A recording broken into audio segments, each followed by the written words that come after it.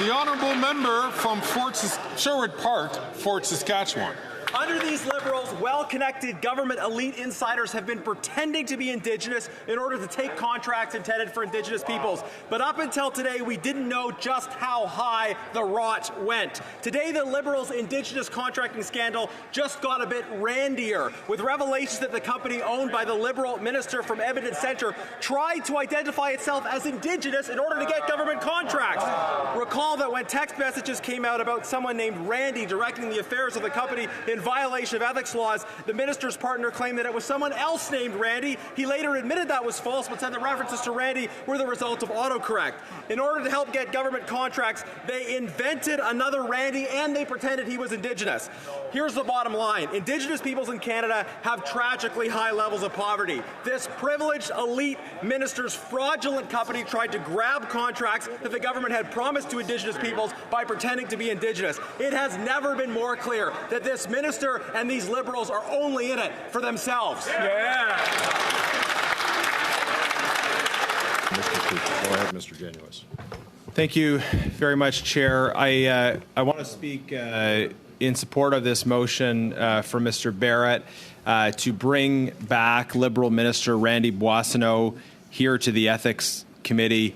And in particular, I want to speak to the issue of claims made that his company, a company that he owned as minister that was also seeking federal government contracts, claims that this company was Indigenous.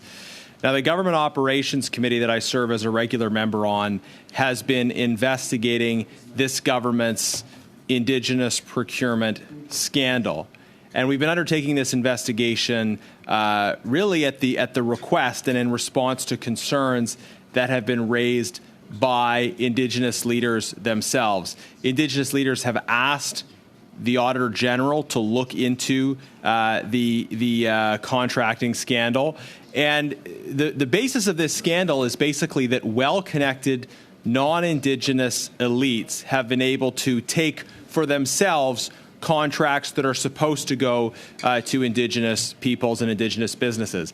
It is cultural appropriation leading to financial misappropriation. It's people pretending to be Indigenous or entering into shady joint ventures where most of the benefit and most of the action is happening on the non-Indigenous side to try to appropriate benefits through these kinds of arrangements away from Indigenous communities towards well-connected non-Indigenous insiders. And this is a problem that we have become aware of, that we've been investigating for a number of months.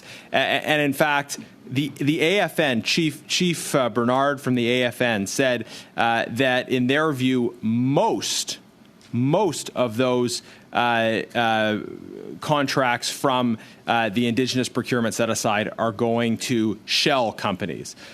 So this is a huge problem. It's a problem that has been brought to Parliament by Indigenous leaders themselves, and it's a problem that we have been trying to get to the bottom of. Meanwhile, Liberals have been saying, oh, there's nothing to see here, no big deal, we're trying to check the box and wanting to move on, rather than actually get into the substance of the issue and really take seriously what we're hearing from Indigenous leaders. Then we have today this revelation, though, that not only is it just well-connected elite insiders taking advantage of this program, but it is the most well-connected elite insider possible. That is a minister of the Crown. His own company has been trying to get contracts on the basis of a claim that the company is Indigenous owned. And looking back at the record, Minister Boastino has made all kinds of contradictory claims regarding his identity in various places.